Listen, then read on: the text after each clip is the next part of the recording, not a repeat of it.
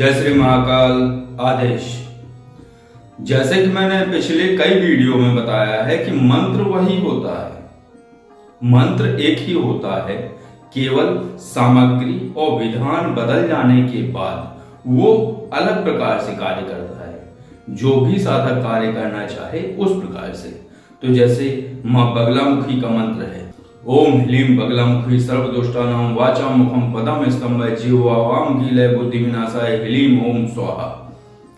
इस मंत्र का जाप साधक 31,000 जाप करके और मंत्र को ऊर्जावान बनाकर और या सिद्ध करके फिर जब वो प्रयोग करना चाहे तो 11,000 मंत्र जाप करने हैं उसे एक विशेष प्रक्रिया में, और जो भी कार्य करना है उसके हिसाब से वो मंत्र जाप होगा और उस स्थान पर जाप होगा, यानी विधान बदल जाएंगे, हवन प्रक्रिया बदल जाएगी, सामग्रियां बदल जाएंगी, और जब ये बदलने पर व्यक्ति उस तरीके के कार्य लेना चाहे एक ही मंत्र से तो वो सभी कार्य उसके पूर्ण होते हैं। जैसे धन प्राप्ति हेतु अगर मां बगलामुखी का अनुष्ठान किया जाए, लेकिन पहले मंत्र सिद्ध करना आवश्यक है। जब आप मंत्र सिद्ध कर लेंगे 31,000 जाप करने के बाद और दशांश हवन करने के बाद मंत्र सिद्ध हो गया, तो फिर सिद्ध योग से आप 11,000 का अनुष्ठान लेंगे, 11,000 मंत्र जाप का, और 11,000 मंत्र जाप का अनुष्ठान करने के बाद दशांश आप हवन करेंगे। तो हवन आप करेंगे दूध, तिल, गाय का घी और चावल से। इन 4 सामग्रियों से जब आप हवन करेंगे तो आपको धन धान्य की प्राप्ति होगी और आप पर विशेष कृपा होगी मां बगलामुखी की। और अगर आपको किसी अधिकारी से या राजा से, मंत्री हैं या जो प्रशासनिक अधिकारी हैं, उनसे विशेष आपको सहायता प्राप्त करनी है, या उनसे कोई कार्य अगर आपको लेना है, वो कार्य नहीं हो रहा है, तो उसके लिए आप फिर वही प्रक्रिया करेंगे, 11,000 मंत्र जाप करेंगे और एक विशेष सामग्री से आप हवन करेंगे। वो सामग्री रहेगी गूगल और गाय का घी। इन 2 सामग्रियों से आप हवन करेंगे तो आपको जो कार्य आपका अटका हुआ है, जो प्रशासन की तरफ से है या राजा की तरफ से है, ऐसी प्रक्रियाओं में जो कार्य फंसा हुआ है वो कार्य आपका हो जाएगा। और अगर कोई व्यक्ति, किसी का प्रियजन अगर कारागार में है, बंद है, तो बगलामुखी का ये प्रयोग आप कर सकते हैं कि मां बगलामुखी का पहले, लेकिन मैं हर बार वही कहूंगा कि पहले मंत्र सिद्धि आवश्यक है। 31,000 का आपको जाप अनुष्ठान करने के बाद मंत्र सिद्ध हो जाने के बाद उसका दशांश हवन करने के बाद पूर्ण विधान से, लेकिन बगलामुखी मां का यहाँ मैंने अभी साधना विधान नहीं बताया है, लेकिन प्रयोग बताए हैं जो किए हुए हैं, वो इस तरीके के प्रयोग कर सकते हैं अपने। तो कारागार में अगर किसी का मित्र या प्रियजन अगर बंद हैं और उनके निकलने की कोई प्रक्रिया समझ नहीं आ रही है, और अगर वो चाहे तो ऐसा 11,000 मंत्र जाप करके बगलामुखी मां का और दशांश हवन करने के बाद ये संकल्प बोलें, और जो भी कार्य है उसका संकल्प आप बोलेंगे, उस संकल्प बोलने के बाद वो कार्य आपका पूर्ण हो जाएगा, यानी वो व्यक्ति मुक्त हो जाएगा कारागार से। तो उसमें जो हवन करेंगे उसकी विशेष सामग्री ये है। उसमें आपको 3 चीजें प्रयोग करनी होंगी, गूगल, काले तिल, श्वेत तिल और गाय का घी। इन 4 सामग्रियों से आप हवन करेंगे और ये 11,000 मंत्र जाप करके दशांश हवन करके, और ये संकल्पित रहेगा तो निश्चित रूप से मां बगलामुखी मां की कृपा से वो व्यक्ति मुक्त हो जाएगा। उसकी ऐसी प्रक्रियाएं बनेंगी, ऐसे कारण बनेंगे कि उसकी बेल हो जाए या उसकी जमानत हो जाए।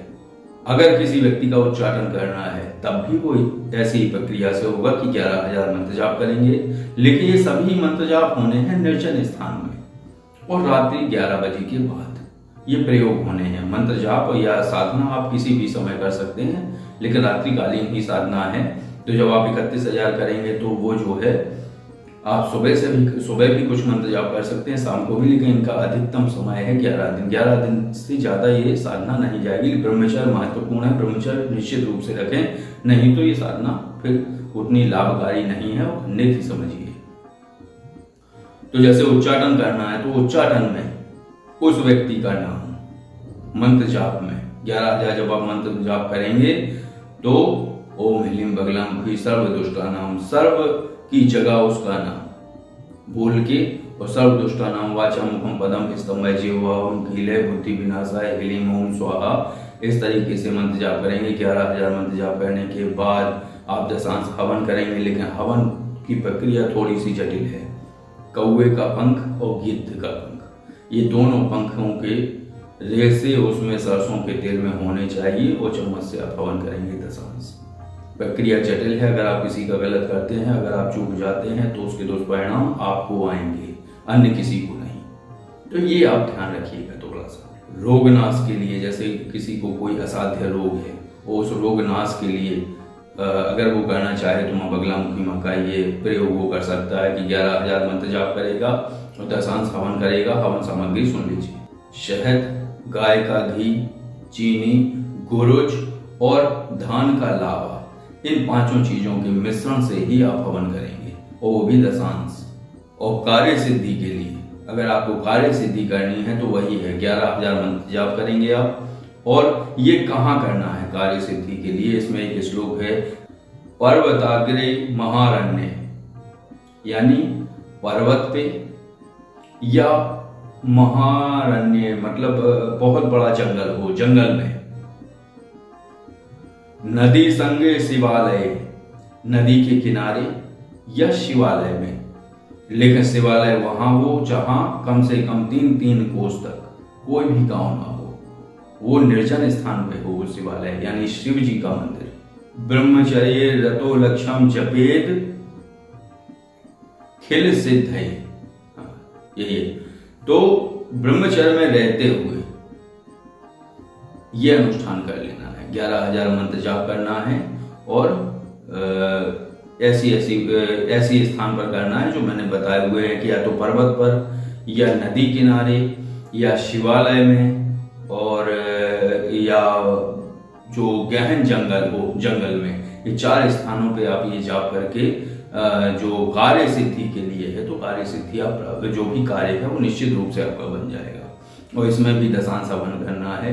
शहद, काले तिल, घी गाय का ही रहेगा, क्योंकि भैंस का अगर घी आप प्रयोग कर देते हैं तो प्रक्रियाएं बदल जाएंगी, क्योंकि भैंस का घी अलग प्रक्रियाओं में प्रयोग होता है। तो भैंस का घी तो डालना ही नहीं है। तो घी, गाय का, काले तिल, चीनी, जौ और हवन धूप, ये सात्विक तरीके से होगा हवन, तो आपकी कार्य सिद्धि निश्चित रूप से होगी। तो बस यही है कि मंत्र एक होता है, लेकिन सामग्री और विधान बदल जाने पर और स्थान बदल जाने पर और किस तरीके से करना है, इस तरीके से कर लेने पर लाभ भी बदल जाते हैं, प्रक्रियाएं भी बदल जाती हैं। तो आपको ये जानकारी कैसी लगी? अगर ये जानकारी आपको अच्छी लगी हो तो वीडियो को लाइक करिए, और अगर आप किसी आध्यात्मिक विषय पर जानकारी चाहते हैं तो आप कॉल ऐप के द्वारा आप कॉल कर सकते हैं, या जो अगर साधारण जानकारी चाहिए तो जो नंबर जो स्क्रीन पर दिख रहा है इस पर भी आप कॉल या व्हाट्सएप मैसेज द्वारा जानकारी ले सकते हैं। आदेश। जय श्री माता।